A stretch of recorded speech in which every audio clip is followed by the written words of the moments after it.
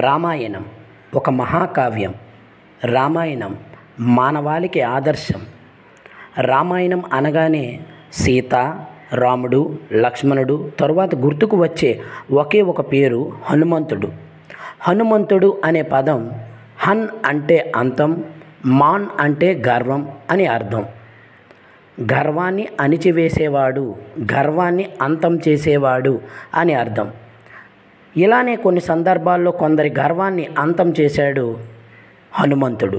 వారిలో రావణుడు, కుంభకర్ణుడు, మేఘనాథుడు, గరుత్మంతుడు, భీముడు మొదలగు వారి గర్వాన్ని అంతం చేశాడు తన వీరత్వం ద్వారా.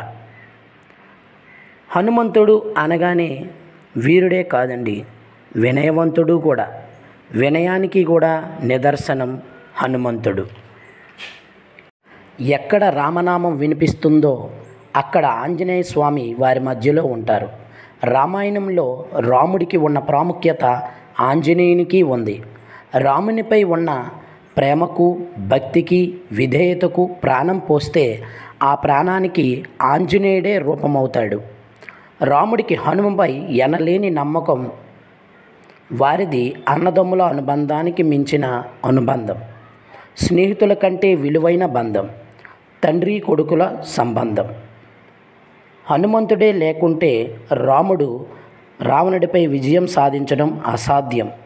అంతటి వీరుడు హనుమంతుడు. చిన్నతనంలో ఆంజనేయుడు తన ఇంట్లో నిద్రపోతుంటే తన తల్లి అంజనాదేవి పళ్ళు కోసం బయటకు వెళ్తుంది. ఆంజనేయుడు అప్పుడే నిద్రలేస్తాడు. తనకు బాగా ఆకలి వేస్తుంది. బయటకు వచ్చి చూస్తే ఎర్రటి సూర్యబింబం కనిపిస్తుంది. ఆ ఎర్రటి సూర్యుడిని చూసిన ఆంజనేయుడు అది పండు అనుకొని ఆకాశంపైకి వాయువేగంతో దూసుకుపోతాడు. హనుమంతుడు వేగంతో రావడాన్ని ఇంద్రుడు చూస్తాడు. కోపంతో తన వజ్రాయుధాన్ని హనుమంతునిపై విసురుతాడు.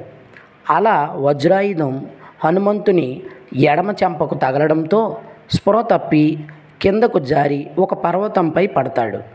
ఇంద్రుడు చేసిన పనికి వాయుదేవునికి విపరీతమైన కోపం వస్తుంది.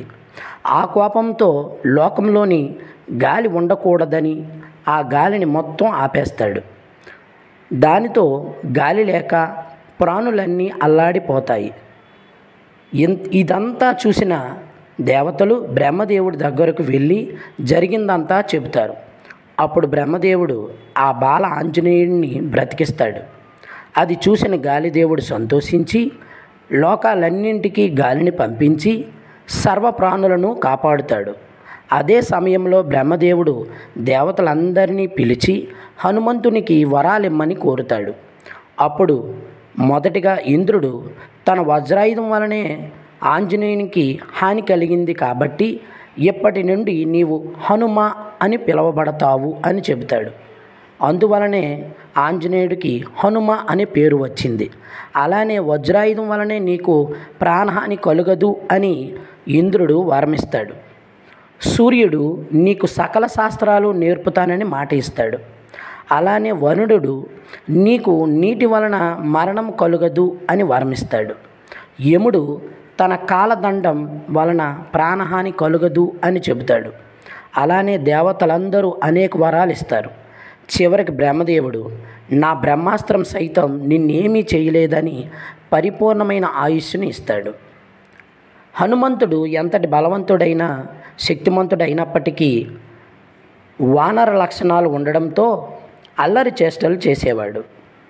మునులు తపస్సు చేసేటప్పుడు అటు ఇటు తిరగడం, హోమగుండాన్ని ఆర్పివేయడం, హోమగుండంలో ఆకులు రెమ్మలు వేయడం చేస్తూ ఉంటాడు. వీటిని సహించలేని మునులు వారి తపస్సుకు భంగం కలిగిందని భావించి తన శక్తులన్నీ మర్చిపోవాలని శపిస్తారు.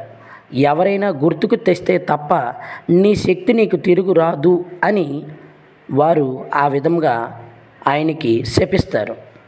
హనుమంతుడు ఎన్ని శక్తులు లేవని ఏనాడూ బాధపడలేదు. రాముడే తన శక్తి, రాముడే తన ఆయుధం. సర్వశక్తులన్నీ మర్చిపోయినప్పటికీ నిత్యం రామనామం జపిస్తూ రామనామంలోనే జీవిస్తూ సంతోషంగా ఉండేవాడు. ఫ్రెండ్స్, ఇది ఆంజనేయుడి యొక్క జీవితం. మీకు ఈ వీడియో నచ్చినట్లయితే లైక్ చేయండి, షేర్ చేయండి, సబ్స్క్రైబ్ చేయండి. అందరికీ ధన్యవాదాలు.